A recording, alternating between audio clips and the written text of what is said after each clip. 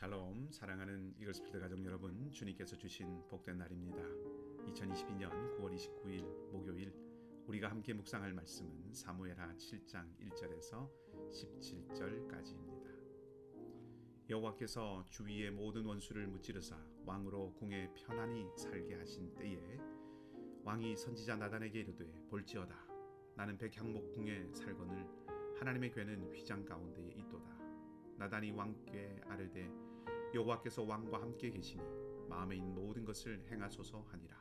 그 밤에 여호와의 말씀이 나단에게 임하여 이르시되, 가서 내 종 다윗에게 말하기를, 여호와께서 이와 같이 말씀하시되, 네가 나를 위하여 내가 살 집을 건축하겠느냐? 내가 이스라엘 자손을 애굽에서 인도하여 내던 날부터 오늘까지 집에 살지 아니하고 장막과 성막 안에서 다녔나니, 이스라엘 자손과 더불어 다니는 모든 곳에서 내가 내 백성 이스라엘을 먹이라고 명령한 이스라엘 어느 지파들 가운데 하나에게 내가 말하기를, 너희가 어찌하여 나를 위하여 백향목집을 건축하지 아니하였느냐고 말하였느냐? 그러므로 이제 내 종 다윗에게 이와 같이 말하라. 만군의 여호와께서 이와 같이 말씀하시기를, 내가 너를 목장 곧 양을 따르는 데에서 데려다가 내 백성 이스라엘의 주권자로 삼고, 네가 가는 모든 곳에서 내가 너와 함께 있어 네 모든 원수를 내 앞에서 멸하였은즉 땅에서 위대한 자들의 이름같이 내 이름을 위대하게 만들어 주리라. 내가 또 내 백성 이스라엘을 위하여 한 곳을 정하여 그를 심고 그를 거주하게 하고 다시 옮기지 못하게 하며, 악한 종류로 전과 같이 그들을 해하지 못하게 하여 전에 내가 사사에게 명령하여 내 백성 이스라엘을 다스리던 때와 같이 아니하게 하고, 너를 모든 원수에게서 벗어나 편히 쉬게 하리라.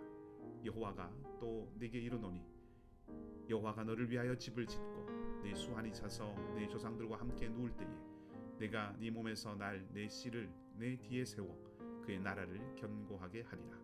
그는 내 이름을 위하여 집을 건축할 것이요, 나는 그의 나라 왕위를 영원히 견고하게 하리라. 나는 그에게 아버지가 되고 그는 내게 아들이 되리니, 그가 만일 죄를 범하면 내가 사람의 매와 인생의 채찍으로 징계하려니와, 내가 네 앞에서 물러나게 한 사울에게서 내 은총을 빼앗은 것처럼 그에게서 빼앗지는 아니하리라. 네 집과 네 나라가 내 앞에서 영원히 보존되고 네 왕위가 영원히 견고하리라 하셨다 하라. 나단이 이 모든 말씀들과 이 모든 계시대로 다윗에게 말하니라. 아멘. 본문 전체를 두고 보면 하나님께서 다윗에게 언약을 주시는 장면입니다. 그래서 많은 사람들이 이 본문을 아브라함 언약에 비견되는 다윗 언약이라고 합니다. 하나님의 무조건적이고 영원한 약속이 다윗 언약의 특징이라고 할 수 있습니다. 이것을 이렇게 표현할 수 있겠지요. 하나님의 언약은 은혜입니다. 은혜는 일방적인 것이죠. deserve라고 하는 말이 낄 틈이 없습니다. 자격과 상관없이 오히려 자격이 되지 않는데 베풀어주는 것이 은혜입니다. 그렇기 때문에 은혜를 은혜되게 하는 것은 은혜를 받은 사람이 자신의 자격 없음을 인정하고 발견하는 것이죠. 만일 받을 만한 자격이 있다고 여기면 그 순간부터 은혜는 빛바래지고 훼손되는 것입니다. 냉정하게 바라본다면 다윗에게 주실 복에 대한 언약의 말씀은 철저하게 은혜입니다. 하나님의 일방적인 약속입니다. 다윗이 하나님의 마음에 합하고 하나님의 뜻에 온전하게 순종하며 하나님이 영원한 복을 허락하실 만큼의 어떤 자격이나 조건을 가지고 있는 것이 아닙니다. 다윗을 폄훼하려는 의도는 추호도 없습니다. 은연중에 우리 안에 다윗은 하나님께서 인정하실 만한 사람이라는 마음이 스며드는 것을 막으려는 것이죠. 다윗에게는 물론 하나님께서 인정하실 부분이 있을 수 있습니다. 그러나 그것은 누구에게나 있을 수 있는 것입니다. 어떤 특정한 부분에서는 하나님을 향한 탁월함이 우리 모두에게 있을 수 있다는 것입니다.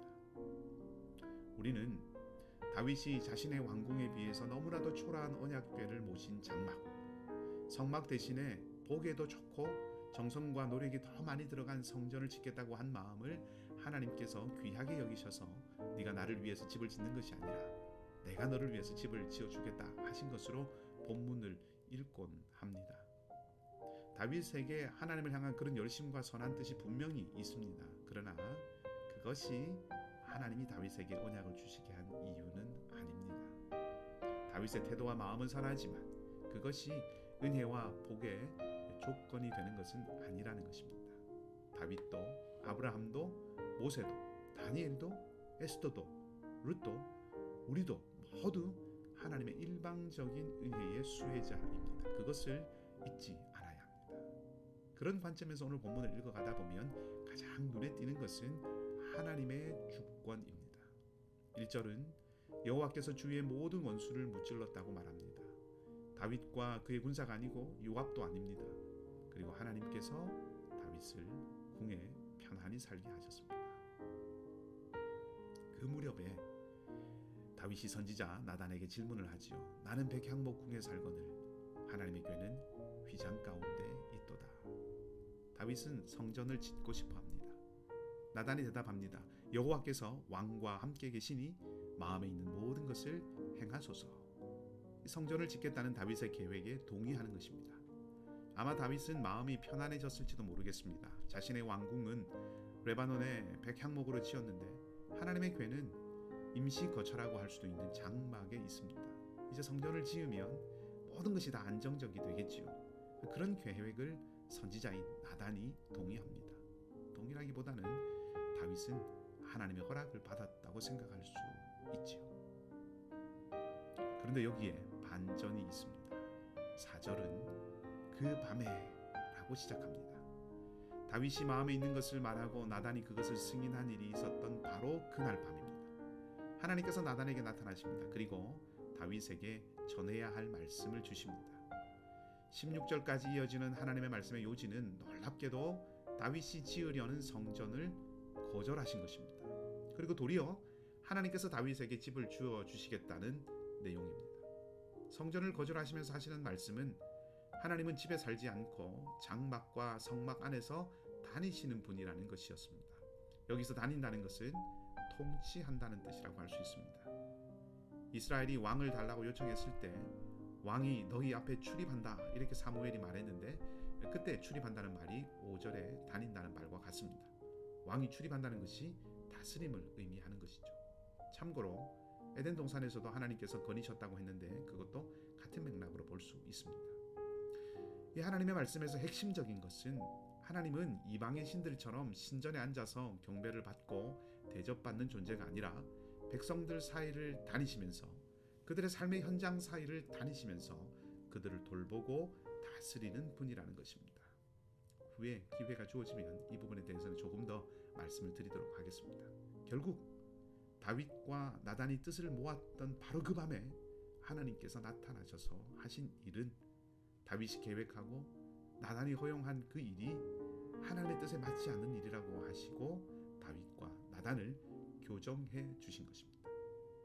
여기서 간단히 먼저 짚고 넘어가고 싶은 것은 하나님의 참 선지자라고 할 수 있는 나단도 인간적인 마음에 이끌려서 잘못 조언하고 잘못 판단할 수 있다는 것입니다. 지위나 역할이나 그리고 경륜 이런 모든 것들을 불문하고 모든 사람은 하나님 앞에서 온전히 깨어 있어야 한다는 것을 다시 확인하게 됩니다. 성전을 거절하신 후에 하나님은 다윗에게 약속을 주시죠. 그 약속의 내용은 아브라함에게 주신 약속의 확장이라고 할 수 있습니다. 하나님은 다윗에게 왕권을 허락하시고 아브라함이 모든 민족을 위한 복이 되었듯이 다윗의 이름을 위대하게 만들어 주겠다고 하십니다. 그리고 다 이스라엘에게 땅을 약속하시고 다윗의 후손들에게 왕권이 이어질 것이라고 하시면서 다윗의 후손을 하나님의 아들로 삼아 왕위를 영원히 견고하게 하신다고 하시죠. 결론적으로 이 말씀은 다윗의 가문에 오신 영원한 왕이신 예수 그리스도 우리 주님에 대한 말씀이라고 할 수 있습니다. 이 약속이 어떤 내용을 가지고 있는지를 살펴보는 것도 필요하지만 내용을 떠나 언약을 맺으시고 약속을 주시는 이 모든 일의 주도권이 전적으로 하나님께 있다는 것을 오늘 말씀드리고 싶습니다. 다윗이 하나님을 섬기고 집에 모시려고 했지만 사실은 다윗이 하나님을 섬기고 받들어야 하는 것이 아니라 하나님이 다윗을 지키시고 보호하시고 크게 하시는 것입니다. 다윗이 된 것은 전적으로 하나님의 은혜라는 것입니다. 그리고 다윗에게 이렇게 복을 주시는 것은 궁극적으로는 그 후손을 통해 온 인류를 구원하시려는 계획 때문이었습니다.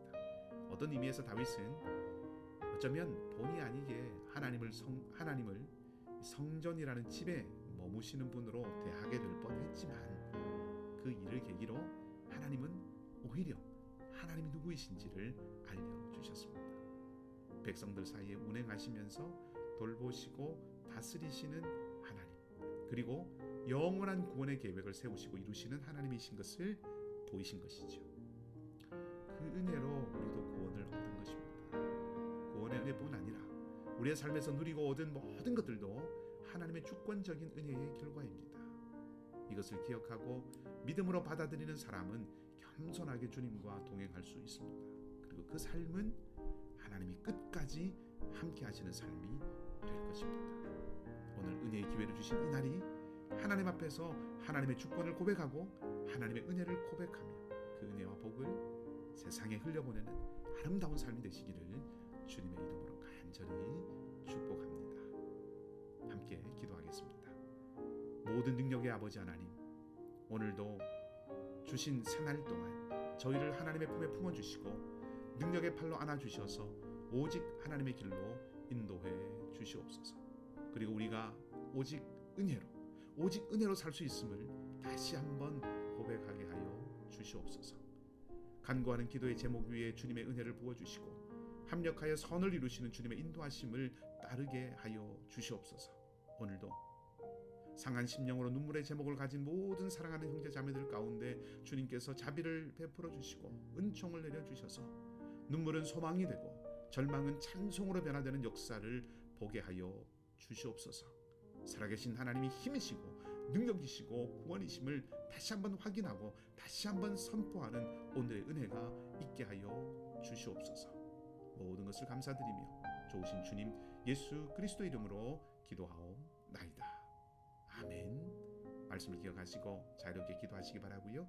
오늘도 믿음으로 승리하는 복된 날이 되시기를 다시 한번 주님의 이름으로 축복합니다.